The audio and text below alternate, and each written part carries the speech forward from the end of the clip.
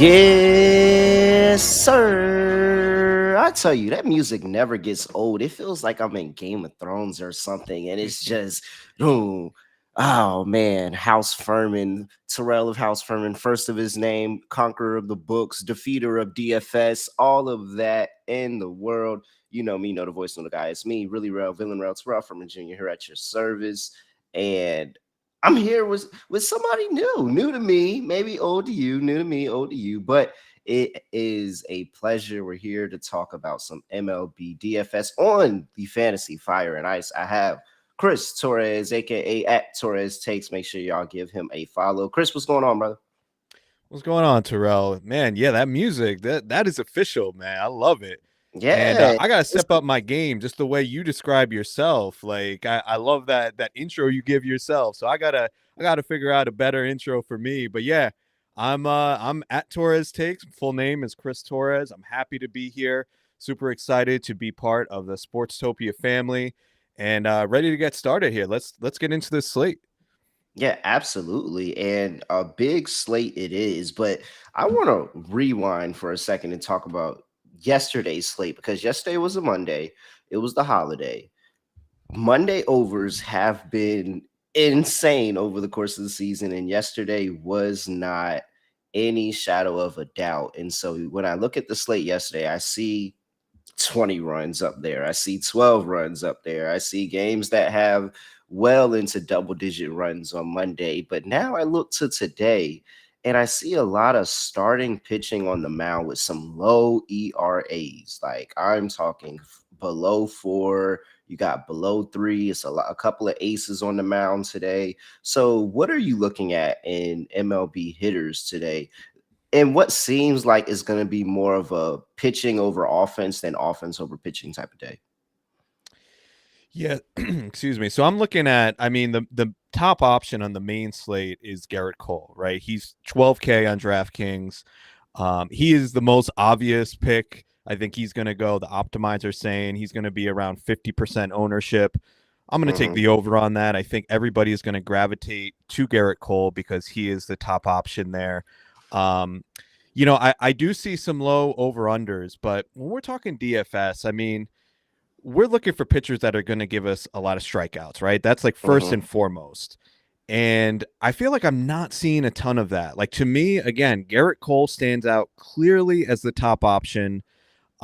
You've got Nathan Eovaldi coming back from injury. We don't know what his pitch count is going to look like. He's got a tough matchup against the Astros.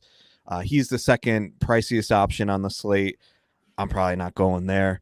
Mhm. You got Framber Valdez, who also is above 10K, but he's been a little up and down lately. So like those top options, the top three pitchers on the slate, I think Garrett Cole stands out clearly above everybody else.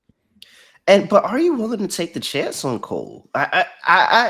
I don't understand how at this point I could take a chance on anybody on the Yankees in any given night. I mean, I don't know if it's going to be an on night or off night for them. It's just been such a bad season for the team entirely that it's actually kind of struggled its way into my MLB DFS handicap. Is that I don't want anything to do with this team. Well, with DFS, man, I mean, listen, I got the Yankee hat on. Maybe there's a little bit of bias, but no, I'm actually like, I'm actually harder on the Yankees than I am on other teams. So it isn't that. Mhm. I really am in on them tonight. I think they're trending in the right direction. And listen, I understand that like DFS, we're looking at like numbers and stats, but let's put a little bit of the subjective element, right? Some of the feel. And the Yankees right now with these new young players that have come up recently, Mhm. I think it's injecting some life into this team. Right. I mean, they go out and they sweep their nemesis, the Houston Astros, this past weekend, which is like in Houston, which is like I never in a million years would have believed that. So they've got some good Mhm. mojo right now. And I think Cole is set up perfectly here against the Tigers. I mean, we got to look at this opponent. The Tigers are bottom 5 in the league against right-handed pitching.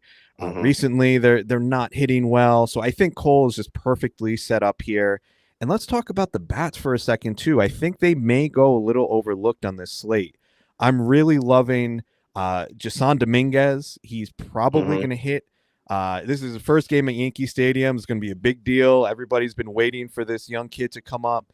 They're probably going to put him in the middle of the order. And I mean, his stats lately have been off the charts. He's got a 63% hard hit percentage since he's come up to the Mm-hmm. major leagues. He's making good contact. And he's only 3K on DraftKings. So I think he's going to be pretty popular. But listen, I'm cool going a full Yankee stack here. Judge is priced up, obviously, at Okay. 6.7K. But I think you could fit him in. I actually did run a lineup where I could fit in Cole, a Yankee stack, and we'll get to another stack that I'm in on that I could, include in that lineup. But I think Dominguez, Gleyber Torres has been hitting the ball really well. Uh, Judge is, Judge is Judge. Uh, Yeah. there's not much else to say there. DJ LeMahieu is a cheaper leadoff option he's starting to turn things around. So I really like the Yankees coming into today. I'm totally disregarding the past 4 months and just focusing on the now. And I think they're Mhm. trending in the right direction. All right, going back to the pitching conversation and just throwing out one pitcher that I was looking at today, and it's my weekly fade of the Oakland A's. How do we not get behind Chris Bassett in this spot here of Toronto chasing whatever they're chasing at this point? Like, they could be chasing Ghost and trying to make sure that, they get this wild card over the likes of the Rangers, or I believe the Astros are in that wild card race as well. And then you have the A's who are literally at the bottom, absolutely at the bottom. They're trying to figure out where they're even going to play baseball, in the upcoming years. So how do we not get behind a Chris Bassett here, where the optimizer says that, hey, he should be a pretty popular option, and just fading this A's group that hasn't been good all year? Mm-hmm. Yeah, I get it. I understand why people are going to go there. Optimizer has them right now for a 20% projected ownership. Yeah, I think that makes sense. Maybe a little higher because everybody wants to go against the A's. The one caveat I will say, and I'm very into the more we work together, Terrell. You'll see like I look at recent trends and I maybe put Mm-hmm. more weight on those trends more than most. And just looking at the A's, I mean, we think of them as one of the worst offenses in the league. Mm-hmm. But lately they've been trending up. And over the past few weeks here, I have them as kind of middle of the road, 14th best WRC plus over the past 2 weeks here, 24% strikeout rate, which is a little above average. So my point is that I don't think the A's are quite as bad right now as maybe people perceive them to be. Chris Bassett, I will say he's going back to Oakland, which he loved pitching there, Yeah. so that's Revenge game. working in his favor. I'm Revenge sorry, game. I love the revenge game a narrative. revenge game, yeah, for sure.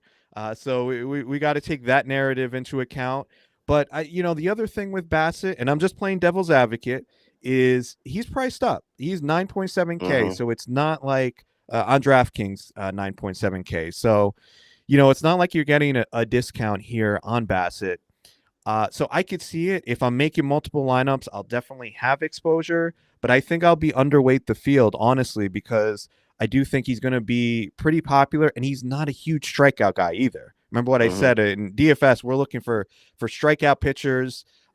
He can give you those games, but it's not like he's a rock solid, like a guy that you could depend on a 25% K rate from. Yeah, at this point, it's live for the sword, live with the sword, die by the sword for me. And I am all about a good narrative. I'm all about a good narrative. And it just feels like this is the moment. You're in a wild card chase. You're what, a half game back of the Rangers of the wild card or something Mhm. like that. You honestly should have locked this up a while ago, but you guys were playing with your food then. And now Chris Bassett starting against his own team.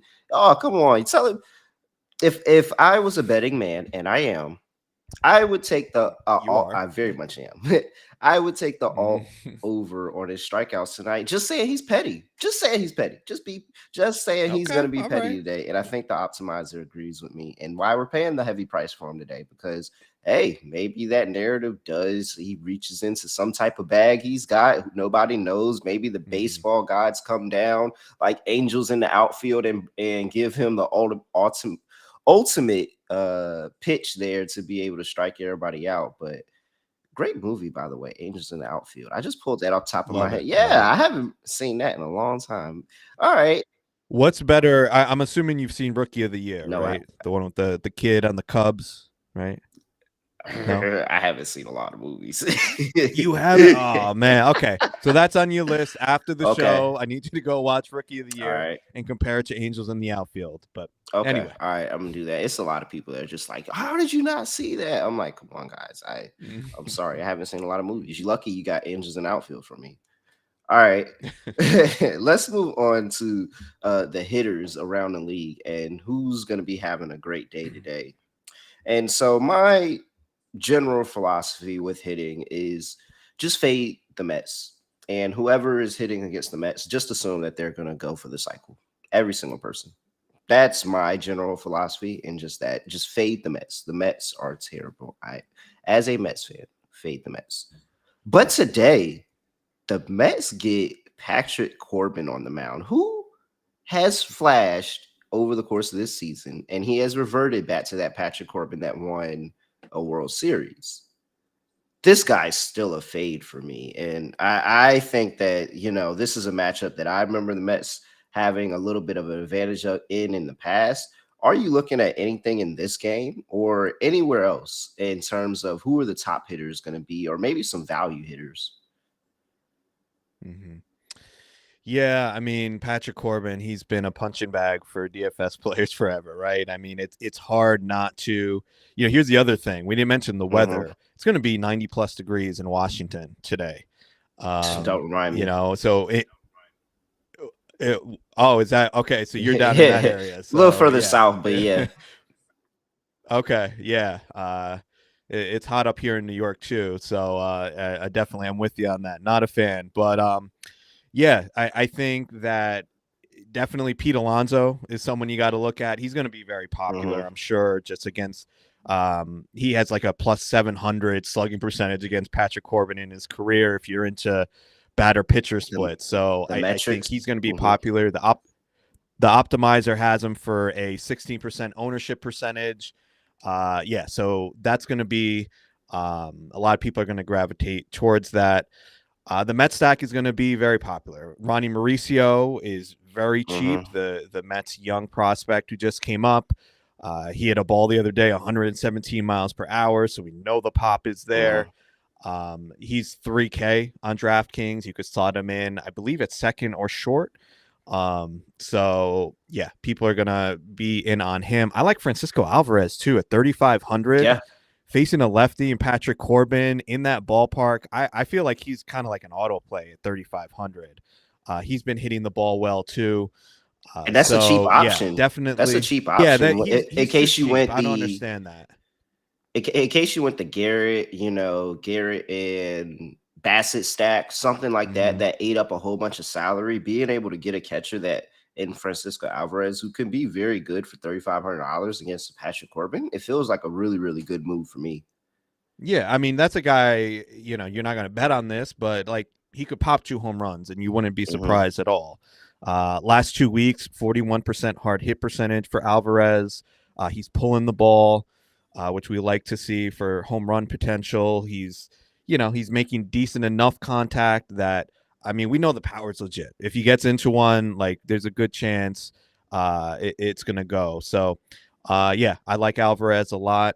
But as far as other teams that I'm looking at, I really like the Diamondbacks today against Kyle Freeland. Hmm. Kyle Freeland stinks. I Yeah. mean, let's be let's be honest here. He is, and he's been like I don't know. The Rockies are just such a terrible organization. They keep running a guy like that out there. Yeah, Um, so that's what I was literally just about to say is that man, I want to know who his agent is. I want to sign with him because how does he yeah, still have a job. All these people getting called, waived and everything, and guys like Kyle Freeman still not caring. Yeah, I don't know. The Rockies, like, I swear, like, they just, it's like they have these guys who just don't understand the modern game. Like, they have no analytics department. There's no direction for that organization. But anyway, getting back to Kyle Freeland, he's been getting crushed by righties this season with a 41% hard hit rate. He's allowing over 2 home runs per 9 against them, a 5.41 xFIP against righties. And here's the thing.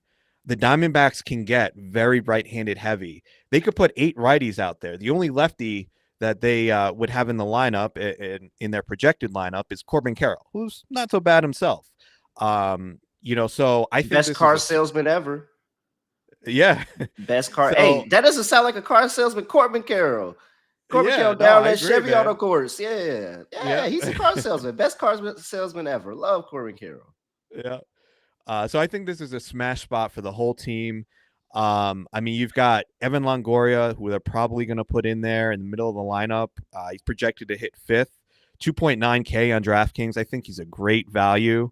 And then I'm going to stack him with Tommy Pham, Christian Walker. Even if you want to get real ugly and nasty, you could go with Nick Ahmed at shortstop. And I know it's Nick Ahmed, but he's 2.3K. So if you want to punt shortstop and get a piece of that stack, I think he's in play. Gabriel Moreno's 2,700. He's a catcher.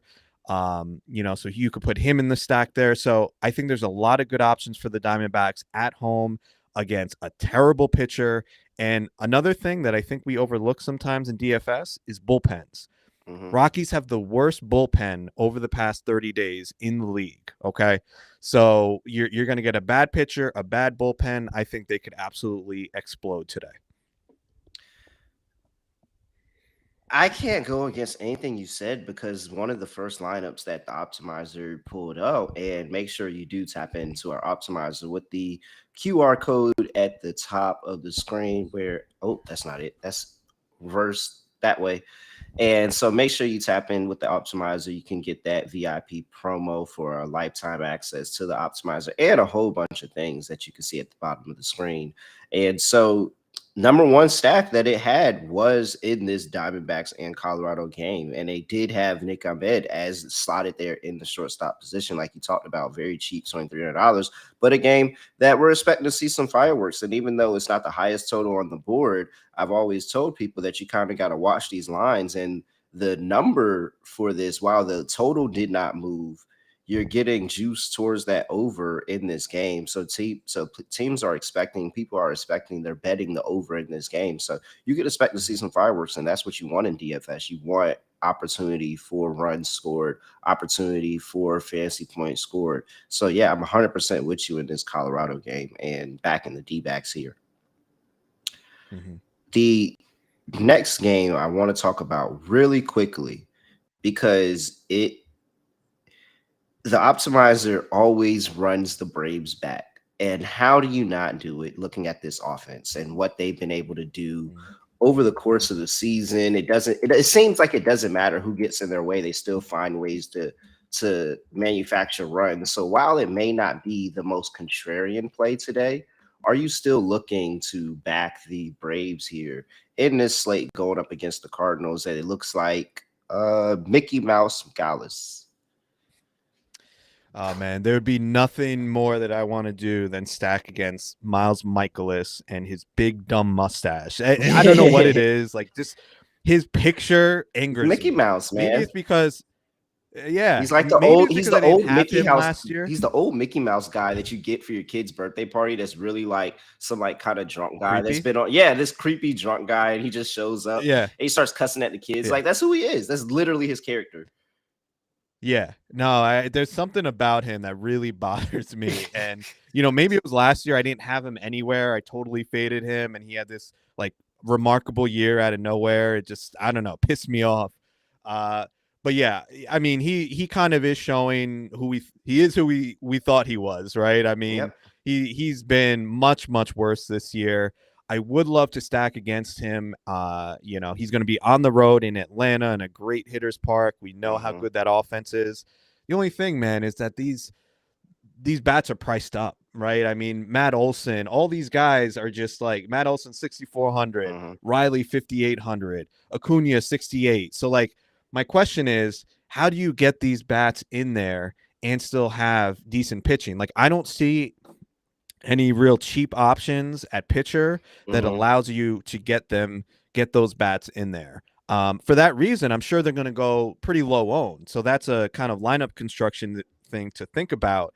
If there's someone you like, kind of at the bottom end of the pitching scale, Mm-hmm. then and you could fit them in, then it's going to give you leverage over the field. But for me, I just don't see anything that allows me to get to them. All right. But they're obviously a great play. No, yeah, and that's the thing. And I mean, do you go with a guy like Soroka saying that at home he's able to get going? I don't know. He's been pretty brutal this year, and I'm not sure if I want to back him, but that does lead me to what may be a better priced option and maybe some of these St. Louis Cardinals bats and getting behind them with Soroka on the mound. And you look at what they've been doing over the past few games. Look at that last series against the Pirates. They scored 6 runs twice in that series. And if you look at what they're doing in their past few games here, 6 runs, 2 runs, 5 runs in there, 6 runs. Like they're putting up runs and they're hitting a lot better very recently, probably because the season's over and you're just like, hey, we might as well go out swinging. But is there anybody in this St. Louis that's hitting for St. Louis that you could say that you want to back here today and just kind of like a anti-Brave stack? This is going to be a high scoring game on both sides. I'll be honest, Terrell, I'm not really looking at the Cardinals today. I just there are other stacks I like better. I like the Diamondbacks, like I said. I like the Yankees. And the thing with Soroka, I know he hasn't been that good this year, but he doesn't really give up many home runs. And in DFS, Mm-hmm. that's what it's like with pitchers, I want strikeouts. With hitters, I want home runs. And Mm-hmm. Soroka is more of a ground ball guy, limits hard contact. He's at home, so I'm probably not gonna go against him. I just again see other options I do like better. One guy to consider though, if you want, if you are gonna stack, is I mean it's pretty obvious you want the leadoff hitter of your stack, and it's Lars Nootbaar. I just want to point out his Okay. numbers over the past few weeks have been really really good. He has a 56% hard hit rate over the past Mm-hmm. 2 weeks. Again, small sample, but we like where his skills are trending. He has a 93.5% contact percentage, which is like beyond elite. Like there's no one. I think it's probably number one in baseball over the past few weeks. Yeah. So he's making contact. He's hitting the ball hard. He has a 44% fly ball percentage, so he's hitting the ball in the air. I think he's someone. If anybody's going to hit a home run in this game, I think it could be Lars Nootbaar. Again, those Mm-hmm. skills are trending in the right direction. I think I'm gonna get behind some of these Cardinals players, man. I Yeah. Okay. and I have Wilson Contreras, 4,000. The optimizer agreed with me as well. And he last 7 days he's hitting 33. He's hitting 333 over the last 7 days, so he's hitting pretty well, very consistent. And that's somebody that we've been backing recently. Goldsmith is going to be priced, and so if you want to go like a Cardinal stack with me and $5,300 for Goldsmith, I would take that as well. Not maybe nothing serious, but I think that what the Braves do is they force everybody else to be so good. And that's where I've had fun taking a couple players on that other side of Braves because they force them. It's either you put up runs or you're walking out 12-0 and you're losing. So it's like, all right, they're going to hit. So we've got to hit too. And that's your mentality going into the park. And I love that level of competition. So I'm going to back a couple of Cardinals today. I'll probably have them in my main lineup that I do have going. And Contreras and Goldsmith are the top two that I'm looking at, especially Contreras, who is a little bit better of a priced option at 4,000 on DraftKings. Okay. All right, let's go ahead and get ready to close things out here. But I just want to go to you for one value pick, one pick where you're saying, hey, everybody may not be playing this person, or this person may not have all the eyes that everybody thinks they does, but this is a good play for tonight. I mean, I already gave you Dominguez. Like he's just an absolute smash at 3K. One guy Mhm, who I think might go overlooked, um, who's been really trending in the right direction. And sometimes I think when we face the Giants, we don't know what the hell to do because like they mix and match with mhm, their pitchers, and it's hard to like. I don't know. I think people just avoid hitters against the Giants sometimes because they don't know how to handicap the situation, right? mhm. Um, but I think someone we could be looking at who's really been hot is Seiya Suzuki. And he's, I think, if you could pull up Terrell, I think he's 3,500 if I'm not mistaken. Let Um, me look. I remember he was like relatively cheap. And I mean, he is really like the underlying skills. I'm all about like looking at the things like hard hit percentage, contact percentage, and everything is trending in the right direction for him. He's got, let's see, how many home runs here? Come on, computer. Okay, so over the past 2 weeks, got a couple bombs, Mhm, 14% barrel rate, 85% contact rate, which is well above average. He's hitting the ball in the air. What I also look for too is good swing decisions. And when mhm, he's getting a pitch to drive, he's taking advantage with a 70% zone swing percentage. So I think he's someone that could go overlooked. He might be like a guy throw in as a one off because of that. Did you pull up his price? he is 3,500. You were right. 3,500. So I think there's a good chance at a home run for him. I think, if I'm not mistaken, Sean Manaea is going to be coming in as like the bulk pitcher for the Giants. Mhm. So you've got a lefty going up against Suzuki. I think he's too cheap for the potential that he provides. But real quick, Terrell, if I could give you my lineup, and I did Yeah. want to mention one pitcher who I think is a decent value option is Brandon Pfaadt. His skills are trending Mhm, in the right direction. 6,900 at home. And the most important thing is the competition. The Rockies, they're just bad all around. Their hitting is the worst in the league over the past couple of weeks. I think he's a good option. Um, I love that Diamondback stack, Moreno, Christian Walker, mhm, Tommy Pham, yeah, even Nick Ahmed. And then with the Yankees, I mentioned Gleyber Torres, Aaron Judge, Jason Dominguez. So those are going to be the core pieces of my lineup, and then I'm going to kind of build around that using the optimizer. So mhm. that's what I'm looking at today. All right, I'm gonna just throw out one name. Mark Vientos, Mets, $2,500. He's Mm, hit 500 in the past love week, it. and in the past 15 days, 304. This has been Fantasy Fire and Ice, brought to you by Sportstopia. I am Terrell from Jr. He's Chris Torres. Make sure you get the Fantasy Optimizer, and we are out of here.